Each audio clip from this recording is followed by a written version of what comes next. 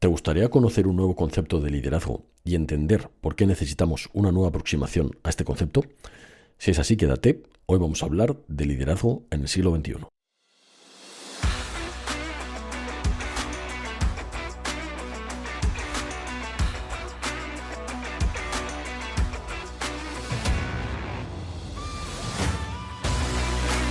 Bienvenido al podcast de Jefe a Líder.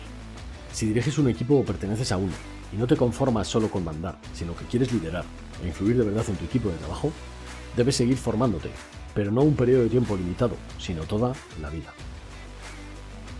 Para ello, en este podcast voy a intentar ayudarte de dos maneras: aportando contenido de valor que pueda serte útil en el día a día y proporcionando ideas o consejos para que puedas aplicar ese conocimiento de forma inmediata, con el objetivo de hacerte más corto el camino hacia el éxito personal y profesional.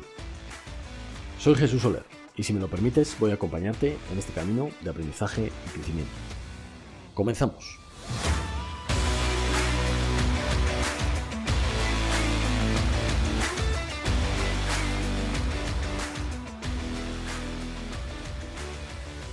Muy buenas, bienvenidos, bienvenidas a este nuevo episodio de Jefe a Líder.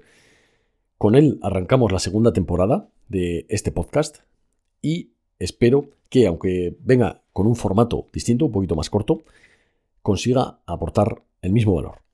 Bienvenidos, muchas gracias por estar aquí.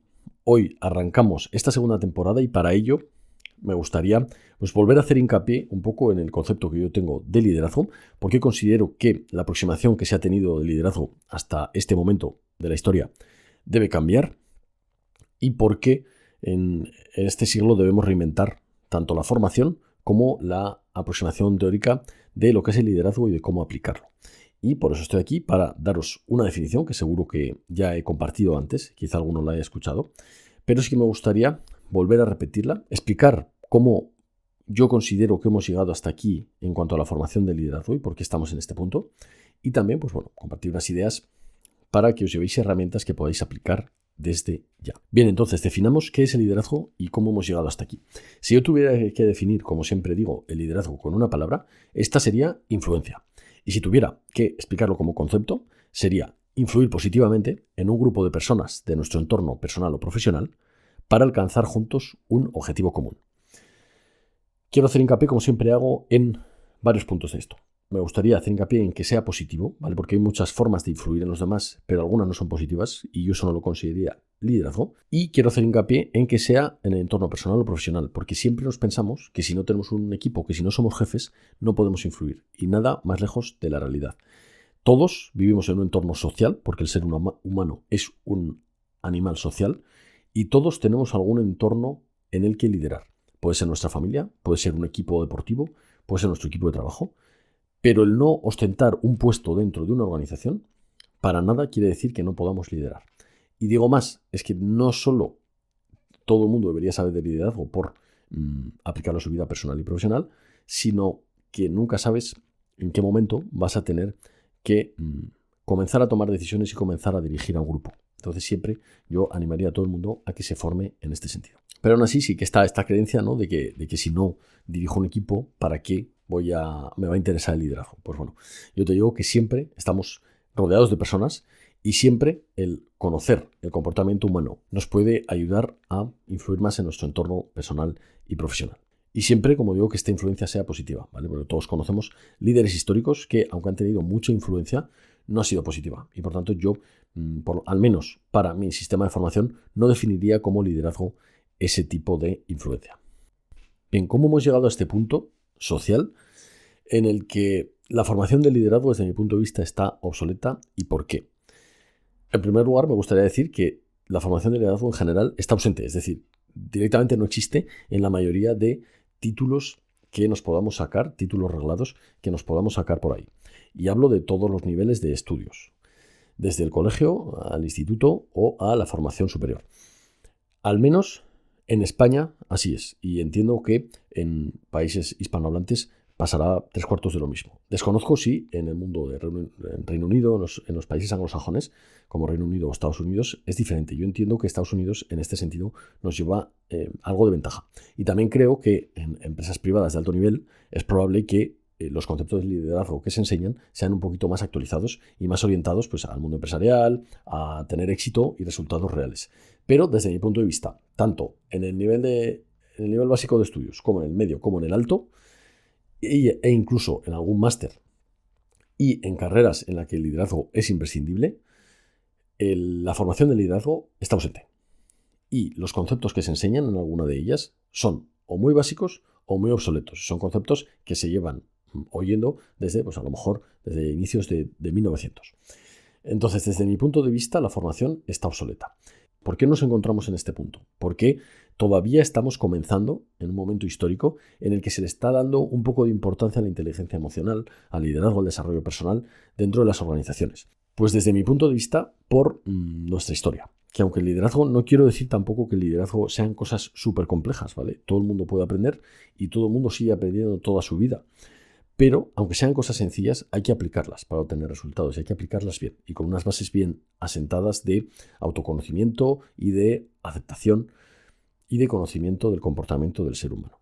Ahora mismo que tenemos todas las puertas del conocimiento abiertas, que la neurociencia ha explicado cómo funcionan muchas partes del cerebro y cómo afecta eso al comportamiento humano, estamos en el momento perfecto para ahondar en este tipo de formación y extenderla y que sea una formación que realmente sea práctica y que nos dé buenos resultados, que es lo que se pretende, ¿vale? Más que tener y acumular conocimiento teórico, que lo podamos aplicar correctamente y obtener resultados. Bien, entonces, ¿cómo hemos llegado hasta aquí? Tanto desde finales del siglo XIX como a principios del siglo XX nos encontrábamos saliendo de la revolución industrial, de una sociedad tanto militarizada como industrializada. ¿Qué sucede dentro de esta sociedad tan industrial y militar? Pues que el liderazgo por lo general lo ostentan unos pocos que ocupan los puestos dentro de las organizaciones, las empresas, que por lo general son industriales, ¿vale? Empresas industriales, minería, fabricación, etc. Ocupan los puestos de mando personas cuya formación realmente no era muy superior a la de sus subordinados. Y de hecho siempre habrá habido gente que tenga mucha más formación en los subordinados que en los puestos directivos. ¿Qué pasa? Que en esa sociedad tan militarizada y tan industrializada, lo que decía el capataz o el líder en ese momento, ya sea militar o industrial, iba a misa. Y además nos encontramos una época histórica plagada de conflictos bélicos en el que el liderazgo militar autoritario, y no es que yo vaya en contra de eso, porque soy militar, como muchos sabréis, pero sí que es cierto que ese liderazgo autoritario militar pues hizo también mella en la sociedad, desde mi punto de vista. También teniendo en cuenta que no hayan pasado tantos siglos desde la Edad Media, ¿vale? Desde la época feudal. Entonces se crean unas estructuras jerárquicas en las que el tener un poco de formación ya te daba mucho poder.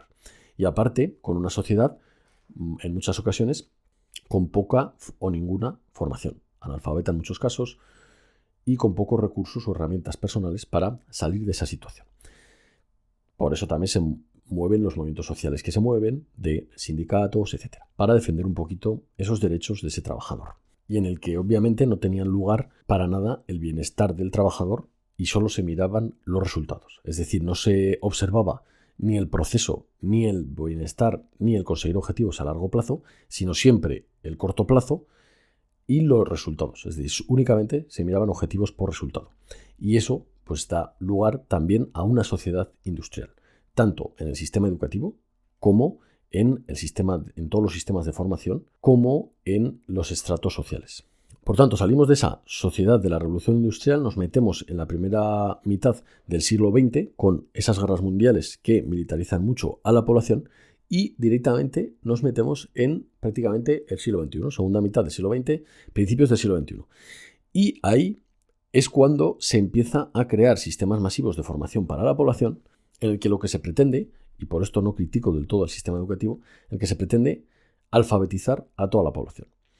Y de esto estamos hablando de los años 50, no estoy hablando de hace 300 años. Por tanto, estos conceptos todavía hay que empujarlos mucho. Entonces, en esta segunda mitad del siglo XX se empieza a dar cierta importancia a que en las organizaciones, además pues bueno, se producen muchos estudios, ¿no? Que ya hemos hablado de algunos de ellos, como el estudio de Milgram, algunos otros después de la Segunda Guerra Mundial, y se empieza a profundizar mucho más en el ámbito de la psicología. Y por tanto se busca también un bienestar del trabajador y se empieza a ver o a buscar resultados a largo plazo. Y para ello se empujan, digamos, los sectores de investigación de la psicología, de la mente, del bienestar y se crea, como todos sabemos, una gran clase media y se pretende que el nivel de vida de la población suba mucho y de hecho lo hace, ¿vale? Y llegamos al punto en el que estamos ahora. ¿Qué sucede? Que esta formación que sale en este momento, pues realmente intenta explicar conceptos que antes salían de forma natural, quizá cuando el ser humano vivía en la cueva, pero que hay que darles una explicación y a ser posible científica. Entonces utilizan los primeros conceptos de la psicología para explicar estos conceptos de liderazgo, etc. Y realmente no hemos evolucionado mucho más de eso. Realmente ese es el punto en el que entramos en el siglo XXI aproximadamente y la formación de liderazgo pues, se basa en los avances de la ciencia hasta ese momento.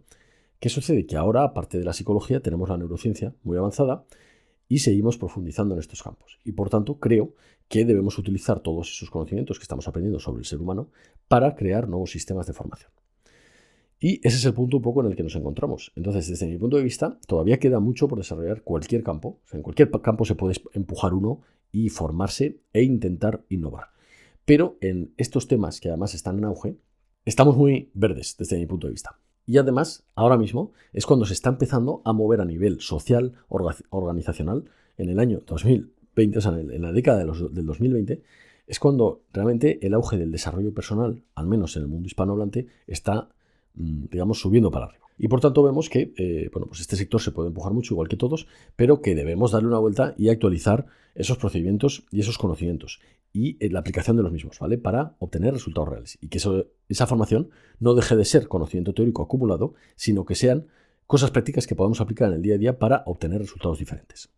Y además nos encontramos en una sociedad ahora mismo en la que todo el mundo tiene acceso a la formación. Y por tanto esos conocimientos un poco obsoletos sobre liderazgo tampoco se adaptan bien o encajan bien o se integran totalmente al 100% con la sociedad o con el ritmo de avance de la sociedad. Entonces tenemos por un lado una sociedad avanzando muy rápido, con total acceso a la información gracias a Internet y cuya formación no evoluciona al ritmo que está evolucionando la sociedad. Y por tanto, pues debemos pegarle un acelerón a esos sistemas de formaciones, actualizarlos y como el sistema no es capaz de actualizarse al ritmo de la sociedad, pues no queda otra que, o sea, en la iniciativa privada, o al menos individualmente, que haya individuos que profundicen en estos temas y que intenten actualizar y tener siempre adaptada la formación y actualizada la formación a los tiempos que corren, lo cual es complicado, pero desde mi punto de vista no nos queda otra si queremos que el ser humano sea lo suficientemente flexible para adaptarse a los nuevos tiempos que vienen.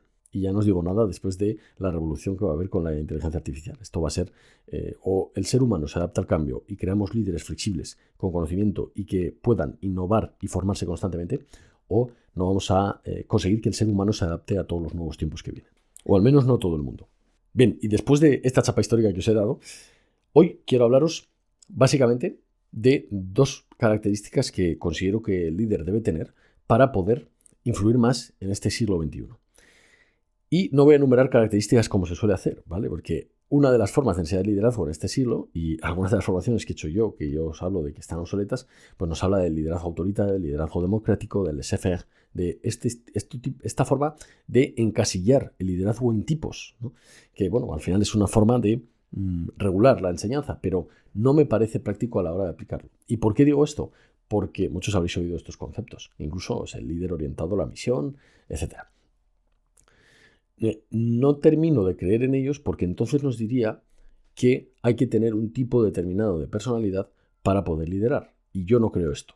Entonces, como creo que cualquier persona puede, lo primero, que cualquier personalidad puede llegar a liderar.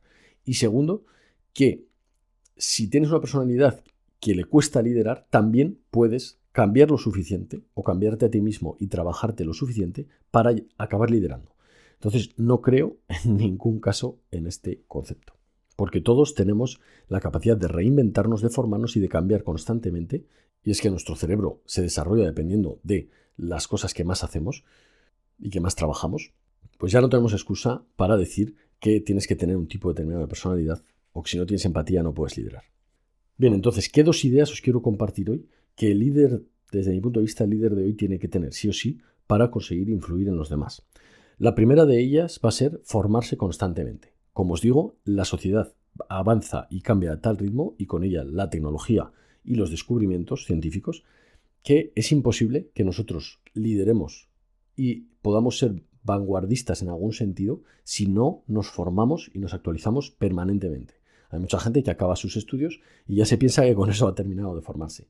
Bueno, pues obviamente la realidad nos demuestra que no. Y que las personas que consigan formarse constantemente, que consigan ser humildes y flexibles para seguir aprendiendo todas las nuevas tendencias que vayan saliendo, seguir formándose y seguir evolucionando, son las que vamos a necesitar como líderes en nuestras organizaciones. Así que las personas que lo consigan van a conseguir liderar en su entorno. Claro, no vale conformarse simplemente, es formarse y ponerlo a disposición de la organización de la que formo parte, ya sea privada o pública, o incluso de mi familia, ¿vale? Pero esa actualización en formación que yo voy teniendo la tengo que poner al servicio de la organización en la que trabajo o a la que pertenezco, ¿vale? O de la sociedad a la que pertenezco. Porque si no, tampoco voy a conseguir liderar. Entonces es formarse constantemente y ponerlo, todo ese conocimiento aplicado a nuestro entorno personal y profesional. Y esto está relacionado también con la ley del tope. Es un concepto de John Maxwell que dice que todo líder o que toda organización va a crecer lo que crezca su líder. Si el líder no permite que, por ejemplo, nadie resalte porque está poco trabajado emocionalmente, pues obviamente esa organización no va a crecer. En cambio, si el líder se ha trabajado a sí mismo y es capaz de, es un ejemplo, ¿vale? Entre otros muchos, de permitir que su equipo se siga desarrollando, siga probando nuevas cosas y equivocándose, no castiga el error, etcétera, pues esa organización va a crecer mucho, ¿vale? Entonces, si el líder está trabajado y sigue creciendo permanentemente, esa organización va a seguir, o esa unidad, ese grupo, va a seguir creciendo permanentemente. Y esto, como siempre, se puede aplicar tanto a lo personal como a lo profesional. Y la segunda idea que considero fundamental para el líder de hoy es un elevado y estratégico punto de vista de las cosas. Y quiero orientarlo desde dos puntos de vista. El primero es de las situaciones, es decir, el líder de hoy tiene que tener una conciencia situacional más elevada de lo normal, debe ser consciente de la realidad y ser mucho más realista que nunca para darse cuenta de qué errores estamos cometiendo, de qué estamos haciendo bien y qué estamos haciendo mal, porque el ser humano muchas veces no quiere ver lo que está haciendo mal. Entonces necesitamos líderes realistas que tengan una conciencia situacional muy buena y que sean muy reales y que sepan lo que está funcionando y lo que no, para poder adaptarse, modificar y cambiar lo que no está funcionando. Y la otra aproximación de este concepto del elevado y estratégico punto de vista de las cosas es la intención. Es decir, en el siglo XXI la gente viene con propósito, es decir, necesita que unos valores marquen lo que hace y hacer las cosas con propósito, porque quiere sentirse realizado. Por tanto, necesitamos que nuestra intención como líderes a la hora de hacer las cosas esté muy clara, porque la intención siempre se ve. Es decir, si yo corrijo a un subordinado, se va a ver qué intención estoy teniendo, si es por alimentar mi ego o si es por el bien de la organización. Y si yo le corrijo, no le castigo. No sé si me explico, espero que sí. Si yo corrijo a un subordinado, no le estoy castigando, le estoy corrigiendo para conseguir que el equipo funcione mejor, que no se vuelva a cometer un determinado error y que se alcance el objetivo lo más rápido posible y el equipo sea más eficiente. En cambio, si le castigo o le corrijo desde una mala intención para alimentar mi ego y sentir poder, por ejemplo, obviamente esa intención que hay detrás se va a ver, porque eso se ve muy claro. Entonces la intención también la considero muy importante. Entonces, recapitulando, formarse constantemente y ponerlo a disposición de los demás y tener un elevado y estratégico punto de vista de las cosas desde la conciencia situacional y desde la intención con la que hacemos las cosas.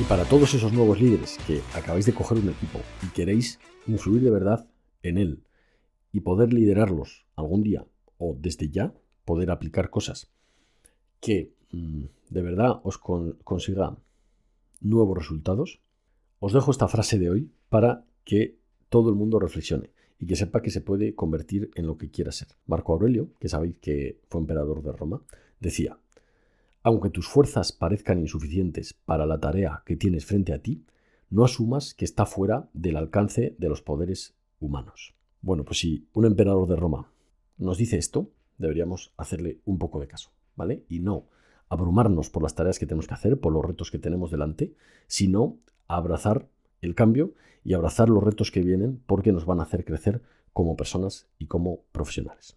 Y para el ejercicio de hoy solo os dejo un ejercicio que va a consistir en que creéis 2 columnas, ¿vale? Es un ejercicio doble. El primer ejercicio vamos a crear 2 columnas y vamos a poner mi yo de hoy, o tu yo de hoy, y tu yo del futuro. Y en esa columna vamos a poner 10 elementos que nos describa actualmente, que puede ser mi profesión, mis características, mi personalidad, lo que queramos, y cómo me gustaría ser yo en el futuro. Es decir, 2 columnas, mi yo de hoy y mi yo del futuro. 10 elementos por columna y vamos a definirnos el que somos hoy y el que nos gustaría ser en el futuro. Y después vamos a repetir este ejercicio con mi equipo hoy y mi equipo en el futuro. ¿Cómo quiero o cómo visualizo yo que va a ser mi equipo de alto rendimiento? Un equipo en el que todo funcione a la perfección, en el que haya un buen ambiente y una buena cultura de trabajo, etc. Y vamos a planearlo. Y después solo nos queda una cosa, empezar a caminar la transición entre uno y otro. Muy bien, compañeros, hasta aquí el episodio de hoy. Espero haberos aportado valor. Aquí abajo os dejo la newsletter con la que siempre hago un regalo, ya sea un audio, un vídeo, para que os lo llevéis gratis por suscribiros a la newsletter en la que recibiréis contenido de valor, espero, sobre liderazgo, desarrollo personal y profesional. Os animo a apuntaros y además por ahí también pues notificaré de eventos, formaciones, etcétera, que vaya haciendo de aquí en adelante. Está aquí abajo, si no os podéis meter en jsolerm.es y ahí os podéis apuntar. Muchas gracias por llegar hasta el final. Estoy encantado de iniciar esta segunda temporada en la que tengo un montón de contenido. Espero que os sirva para dirigir vuestros equipos con corazón y con cabeza. Y nos vemos en el siguiente episodio. Muchas gracias por estar aquí y un saludo a todos. Hasta luego.